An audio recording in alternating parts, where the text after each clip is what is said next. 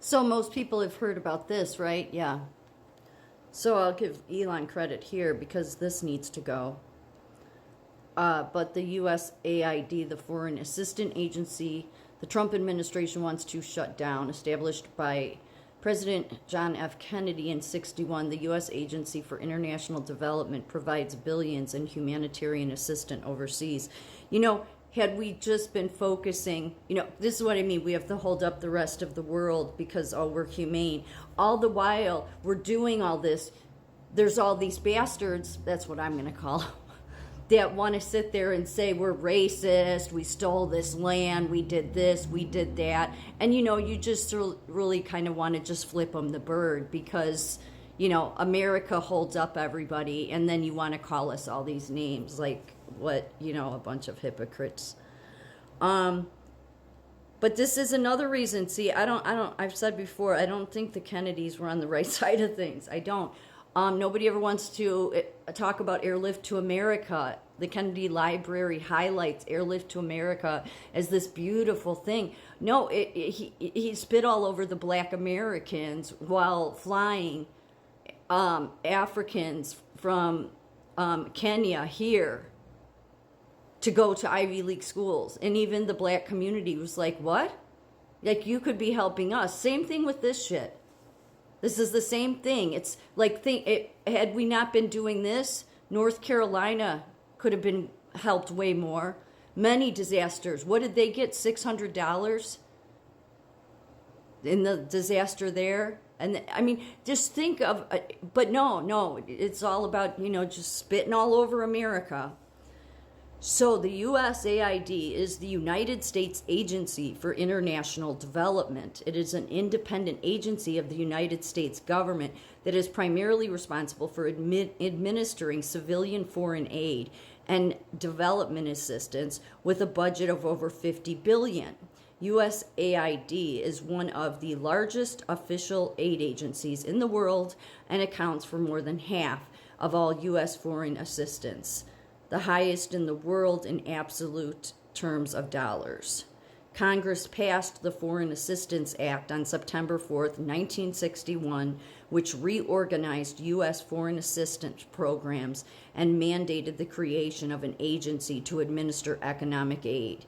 USAID was subsequently established by executive order of President John F. Kennedy, who sought to unite several existing foreign assistance organizations and programs under one agency. USAID became the first U.S. foreign assistance organization whose primary focus was long-term socioeconomic development. This is how your globalism ends up becoming, which is just control system. Congress authorizes USAID programs in the Foreign Assistance Act, which Congress supplements through directions and annual funding appropriation acts and other legislations. Yeah, don't you love it? You elect those people, and then they go and they address sending your money to this foreign aid. Yeah, no wonder things are such a mess.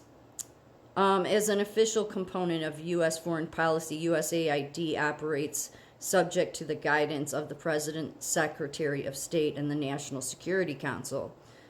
USAID has missions in over 100 countries, primarily Africa, Asia, Latin America, the Middle East, and Eastern Europe. Really, it's just everywhere when you read further. In 2025, the second Trump administration announced sweeping changes to USAID. President Donald Trump ordered a near total freeze on all foreign aid. Elon Musk, director of Department of Government Efficiency, announced the intention of shutting down USAID. USAID's decentralized network of resident field missions is drawn on to manage U.S. government programs in low-income countries for various purposes. Really, let's just face it's a money laundering system. Since the U.S. government's earliest foreign aid programs provided relief in war-created crises, in 1915, U.S. government assistance through the Commission for Relief in Belgium, headed by Herbert Hoover, prevented starvation in Belgium after German invasion. Yeah, that's part of this. You see, remember the commercials, you're seeing the kids, oh, they don't have anything to eat, and you're supposed to feel bad because then you'll be like, no, just send our tax money, to hell with Americans, just send our tax money to everywhere else. It's the truth. Global issues. Technical cooperation between nations is essential for addressing a range of cross-border concerns like communicable diseases, environmental issues, trade and investment cooperation, safety standards for traded products, money laundering, and so forth. The United States has specialized federal agencies dealing with such areas, such as CDC and the Environmental Protection Agency. Yeah, because of course this all rolls into the environment and global warming. Of course it does. And about being sustainable. Yeah. Among these global interests, environmental issues attract high attention. USAID assists projects that conserve and protect threatened land, water, forests, and wildlife. USAID also assists projects in reducing greenhouse gas emissions and public resilience to risks associated with global climate change. U.S. environmentalist regulation laws require that programs sponsored by USAID should be economically and environmentally sustainable. So I could go on and on. It even goes into, they helped develop China with technology, okay? But then, of course, look how that worked out, because China stole a bunch of our technology, or that's what they've been known for doing. I'm sure other countries as well. So at this point, can we just decouple from the world? No, obviously we can't decouple from the world. I did hear somebody talking yesterday about that they're going to, I think it was somebody that was working with Trump. He was on 60 Minutes. I don't remember his name. And he was saying that they plan on doing a strategic decoupling with China. So I think that's necessary, where basically it's like, okay, if China has to buy 150 million from us and we buy from them, and end of story. Like exactly what China does to us, and that there can be no corporations and stuff. Because that's because like your private sector, look, they've used the private sector for all this stuff that ends up hurting all Americans. And many Americans on the left that are still delusional and in, I don't know, in just, I have to hate Donald Trump, that I can't see any truth at all, that think that this is all stuff that is for humanitarian aid. No, it's not. No, it's not. But what it really does is it's an excuse to then say to the disaster in North Carolina, to those people, that the wealthiest, or the most powerful country in the world, we can only give you $600 for the disaster you have there. No help from FEMA, nothing, barely, right? Yeah. I mean, for being the most powerful country in the world, this damn program seems to have just pushed us down to a third world country, and that's how it's been.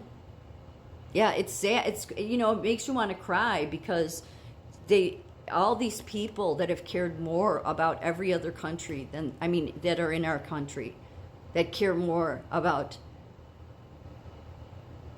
it's just like, your universities that march with Hamas, which Hamas has always been a terrorist organization since their founding, okay?